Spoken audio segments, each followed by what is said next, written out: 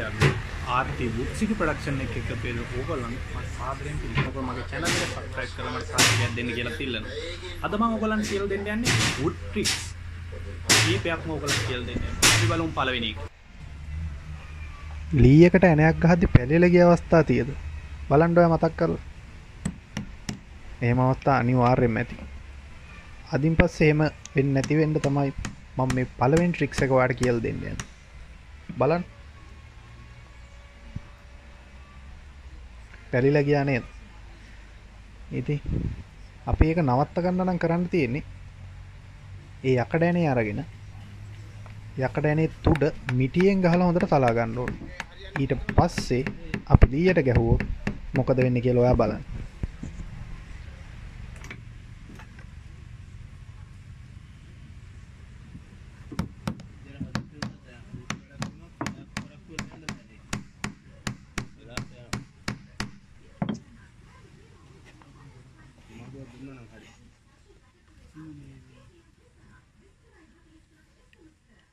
දැන් පෙන්නන්න යන්නේ දෙවෙනි එක.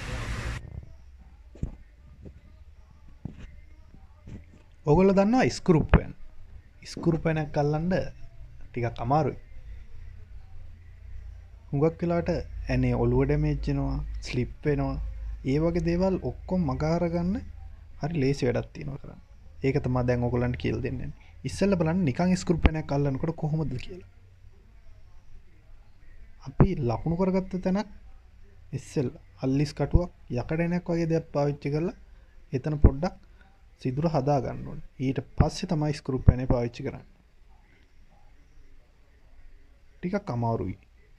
නිකම්ම ස්ක්‍රූ පෑනේ තද කරන්න. එහෙනම් අපි මේකට මොකද කරන්න ඕනේ කියලා තමයි මේ ට්‍රික්ස් එකෙන් වා ඉගෙන ගන්න.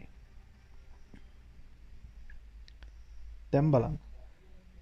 අපි නිකම්ම ස්ක්‍රූ පෑනේ තද කරනවට වඩා සබන් පොට්ටක් ගාලා ඒ ස්ක්‍රූ පෑනේ අරගෙන තද කරද්දි කොහොමගේ වෙනසක්ද තියෙන්නේ කියලා ඔයා හොඳට බලන්න.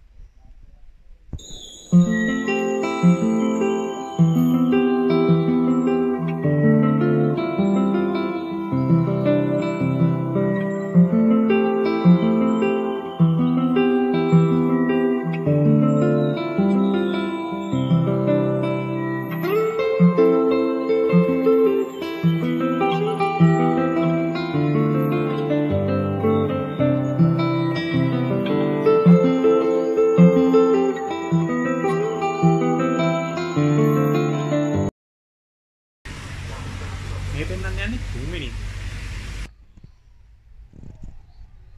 කියතකින් ලීයක් කපමු නැති එක්කෙනෙක් නැතුව ඇති. ඉතින් කියතකින් ලීයක් කැපුවාම ඒ කැපෙන කොටස පළුදු වෙනවා, කීරි ඇවිස්සෙනවා, කෙඳි කෙඳි වගේ හිටිනවා. මේකට පුංචි විසඳුමක් තියෙනවා. ඒක තමයි දැන් ඔයගොල්ලෝ බලන්න යන්නේ.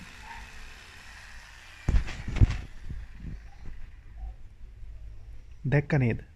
ලී ටිකක් පළුදු වෙලා නේද? ඒ පළුදු වෙන එක නැති කරගන්න නම් අපිට හරි ලේසි වැඩක් තියෙනවා.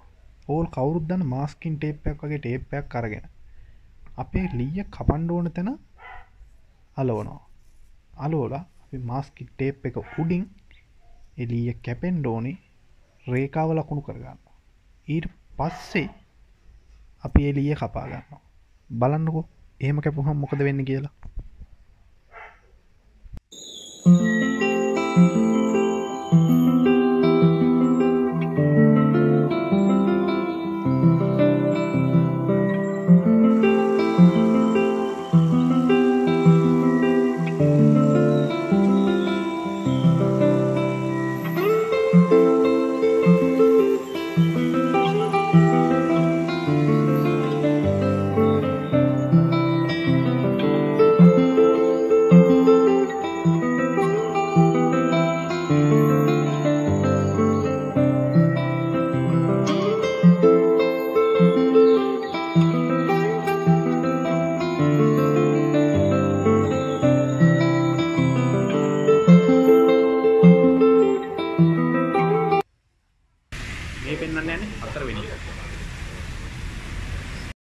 රවුම් විශාල සිදුරක් පසාරු නොවන එකක් නියනකින් කරන්න හරිම අමාරුයි.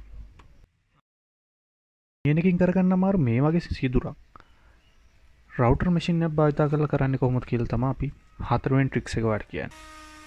බලන්න. සුදුසු කටුවක් යොදා ගන්න ඕනේ. ඊට පස්සේ අපි මේ සිදුර කපන හැටි බලමු.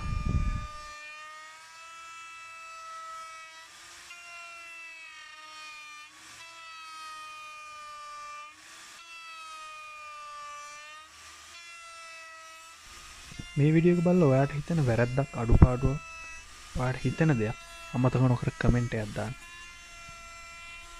RT Woodseed Production YouTube channel එක subscribe කරන්නත් අමතක කරන්න එපා යාළුවනේ. තවත් කෙනෙක්ට දකින්න share කරන්න. Thank you.